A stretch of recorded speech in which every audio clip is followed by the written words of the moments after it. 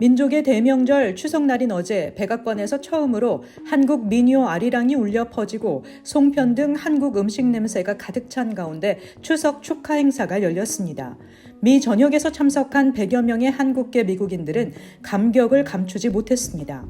바이든 정부에서는 조 바이든 대통령과 카말라 해리스 부통령이 각각 서면으로 축사했습니다. 행사에서는 앤디 킴 연방 하원의원, 줄리 터너 국무부 대북 인권 특사, 성김 전 대사 등도 참석했습니다. 이날 행사에는 적지 않은 사람들이 한복을 입고 참석했으며 뉴욕 한인 청소년 합창단은 색동 저고리를 입고 공연했습니다. 부채춤 공연을 한 YHK 어소시에이션도 한복과 족도리 등을 착용했습니다.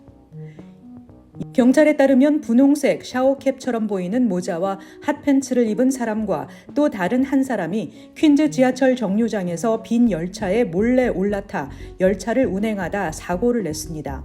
NYPD가 공개한 영상에 따르면 독특한 옷을 입은 두 사람은 브라이어우드 역에서 비어있는 열차에 탑승해 운전했고 이들로 인해 열차가 충돌해 파손됐습니다. 열차를 타고 얼마나 멀리 이동했었는지는 불분명합니다. 경찰은 두 사람이 열차에서 내려 도주했다고 밝히고 이들의 신원을 확인하기 위해 대중의 도움을 요청하고 있습니다. 이 사건으로 부상을 입은 사람은 없었습니다. 영국이 일부 중동국에 적용하던 무비자 외국인 여행자에 대한 전자여행 허가 ETA 제도를 미국과 한국 등 전 세계로 확대 시행합니다. ETA는 입국 전 온라인 등록 등을 통해 입국 허가를 받는 제도로 영국은 지난해 11월 이 제도를 도입했습니다. 그동안은 카타르, 바레인, 쿠웨이트, 오만, 아랍에미리트, 사우디아라비아 등 중동 일부국에 제한적으로 적용했습니다. 발표에 따르면 내년 1월부터는 기존 대상에 더해 거의 모든 외국인에게 ETA 발급이 의무화됩니다. 시보건국 인력이 부족해 최근 들어 위생검사 건수가 크게 줄었다는 분석입니다. 뉴욕시장실이 발표한 바에 따르면 지난 회계년도에 시 정부로부터 위생검사를 받은 뉴욕시 식당은 66.4%에 불과했습니다. 그전 회계년도의 경우 뉴욕시 식당 중 83%가 시정부 위생검사를 완료한 바 있습니다. 뉴욕시는 식당, 카페, 술집 등의 위생검사를 실시하고 위생 등급을 문 앞에 붙여 고객들이 인지할 수 있도록 운영해오고 있습니다.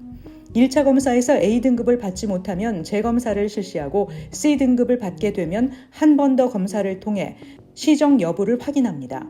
시정부는 이처럼 뉴욕시 식당에 대한 위생검사 비율이 낮게 나타난 이유로 인력 부족을 꼽았습니다.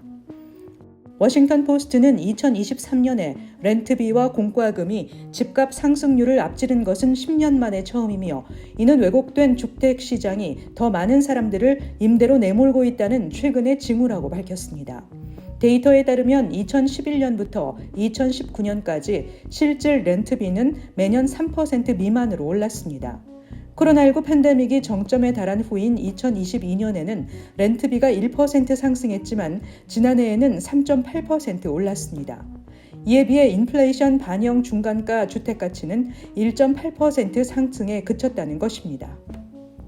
페이스북 자회사 인스타그램은 이번 주부터 서비스 국가에 따라 16세에서 18세 미만 청소년 신규 가입자의 계정을 비공개로 설정하기로 했습니다.